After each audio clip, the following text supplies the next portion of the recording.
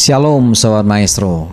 Kita sedang membahas ciri-ciri orang yang hidup di dalam terang. Mari kita lihat di dalam 1 Yohanes pasal 1 ayat 7. Ini salah satu cirinya. Tetapi jika kita hidup di dalam terang, sama seperti Dia ada di dalam terang. Jadi artinya kita harus seperti Yesus. Yesus hidup di dalam terang dan jadi terang. Kita juga harus hidup di dalam terang dan jadi terang. Itu maksudnya. Nah, lalu bagaimana cirinya orang hidup di dalam terang? Perhatikan kalimat berikut. Maka kita beroleh persekutuan seorang dengan yang lain. Nah, jadi saudara, kalau kita hidup di dalam terang dan menjadi terang, kita ini punya hubungan yang baik dengan orang lain. Coba kita tanya, bagaimana hubungan kita dengan orang lain? Baik apa tidak? Kalau kita punya hubungan yang baik dengan orang lain, kesana kemari baik, tidak ada musuh, ya, hubungan indah, persaudaraan, persahabatan, ada kasih sayang di antara kita dengan sahabat dan orang-orang sekitar kita. Nah, itu tandanya kita hidup di dalam terang.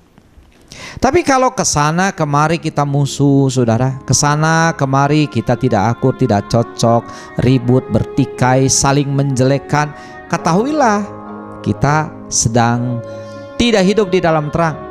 Sebaliknya kita hidup di dalam kegelapan. Coba lihat 1 Yohanes 2 ayat 9. Saya bacakan 1 Yohanes 2 ayat 9. Barang siapa berkata bahwa ia berada di dalam terang, tetapi ia membenci saudaranya. Perhatikan kalimat berikut. Ia berada di dalam kegelapan sampai sekarang. Jadi saudara, orang yang hidup di dalam terang itu tidak ada kebencian kepada saudaranya atau kepada sesamanya. Tetapi kalau di dalam hidup kita atau di dalam kehidupan seseorang ada kebencian, ada akar pahit, ada dendam kesuma, apalagi niat jahat, maka orang itu sedang hidup di dalam kegelapan. Ayat 10 saya baca sekarang, 1 Yohanes 2 ayat 10. Barang siapa mengasihi saudaranya, ia tetap berada di dalam terang. Dua kali disebut nih. Siapa mengasihi saudaranya, ia berada di dalam terang. Dan di dalam dia, di dalam orang itu yang bisa mengasihi sesamanya, tidak ada penyesatan. Jadi saudara, artinya begini, kalau orang bisa mengasihi sesamanya, dia tidak tersesat. Tetapi kalau orang membenci sesamanya, dia sudah tersesat. Jadi yang sesat itu bukan cuma pengajaran, bukan cuma paham, bukan cuma aliran, ya, kita kenal ada paham sesat, aliran sesat, ajaran sesat. Bukan cuma itu yang sesat, tapi orang yang membenci saudaranya, itu juga dia sudah tersesat. Artinya saudara-saudara, bagaimana? Kita tersesatkah saat ini, saudara? Jangan ya. Cepat kembali kalau kita tersesat. Kembali ke jalan yang benar, jalan Tuhan. Apa itu? Saling mengasihi. Bila ada saudara kita, orang lain yang mungkin pernah merugikan kita, ada masalah dengan kita, belajar memaafkan mereka, belajar memaklumi mereka, belajar melupakan kesalahan-kesalahan mereka. Mengapa?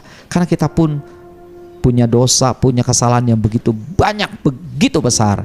Tuhan sudah lupakan, Tuhan sudah hapuskan. Masa orang yang bersalah kepada kita, yang nilainya tidak seberapa dibandingkan dengan dosa kita kepada Tuhan, ya, kesalahan orang yang kecil, yang tidak berarti, kita terus menerus ingat, kita terus menerus simpan di dalam hati kita, lalu kita benci kepadanya. Jangan, saudara-saudara. Jika kita berbuat seperti itu, kita adalah orang yang keterlaluan di hadapan Tuhan. Mari Bapak Ibu, kita diampuni oleh Tuhan untuk mengampuni orang lain juga. Kita ditolong untuk menolong, kita diberkati untuk memberkati. Ya, mari hiduplah di dalam terang supaya nama Tuhan dipermuliakan. Nah, kita sedang membahas hari ini ciri orang yang hidup di dalam terang adalah dia punya hubungan yang baik dengan orang lain, ada kasih sayang terhadap sesamanya. Tuhan memberkati. Mari kita masuk di dalam doa. Terima kasih Tuhan Yesus untuk firman Tuhan yang sudah datang kepada kami pagi hari ini. Tolonglah kami untuk kami hidup di dalam terang sebagaimana janji firman Tuhan, sebagaimana perintah firman Tuhan. Tolonglah kami Tuhan supaya kami dapat mengasihi sesama kami, punya hubungan yang baik dengan sesama kami, dan mampukan kami untuk kami bisa memaafkan kesalahan orang lain kepada kami. Terpujilah nama Tuhan. Di dalam nama Yesus Kristus kami telah berdoa. Haleluya. Amin. Baiklah, Sobat Maestro dimanapun berada, selamat beraktivitas. Tuhan memberkati kita semua. Sampai jumpa lagi. Shalom.